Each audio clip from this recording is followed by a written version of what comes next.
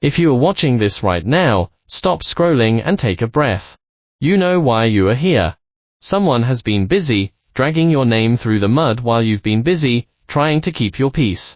You've been falsely accused. You've been misunderstood. You've been made to feel like you have to defend your character like it's a criminal trial.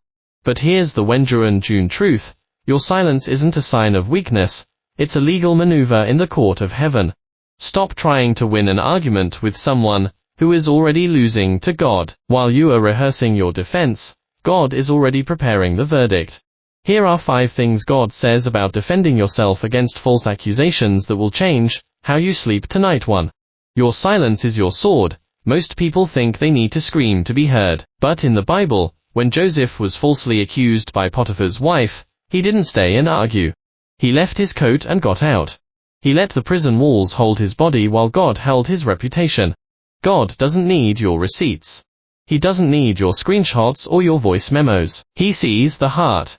When you stay silent, you are not letting them win. You are giving God room to move in ways you never could too. Exposure isn't a maybe, it's a promise. Narcissists and liars are masters of performance. They'll play the victim while they are the ones holding the knife. They do just enough good to make people question your story. But Luke 8:17 is crystal clear. There is nothing hidden that will not be disclosed. That's not a suggestion, it's a divine law. Sometimes God is patient, not because he's ignoring the lie, but because he's giving the liar space to trip over their own mask. Eventually, the truth doesn't just whisper, it shouts. 3.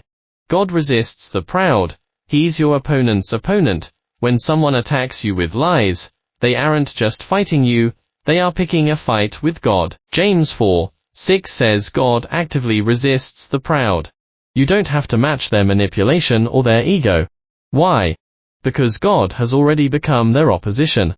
When God resists someone, no platform, title, or clever charm can protect them. Let God handle the heavy lifting. He's much better at it than you are. 4. The table is prepared in the presence of your enemies. This is the part that hits different.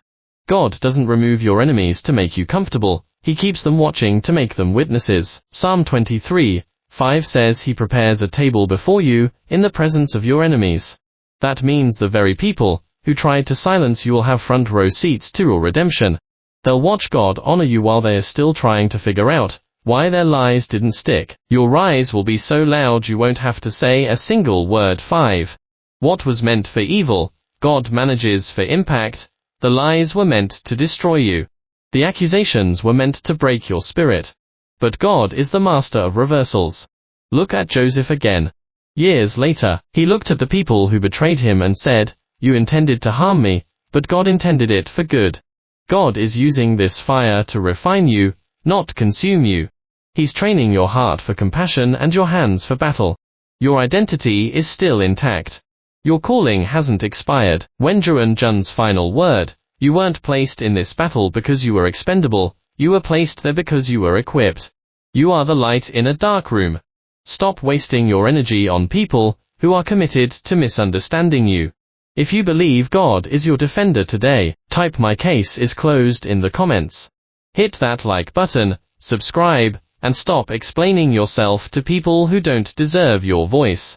Your story isn't over, it's just getting started.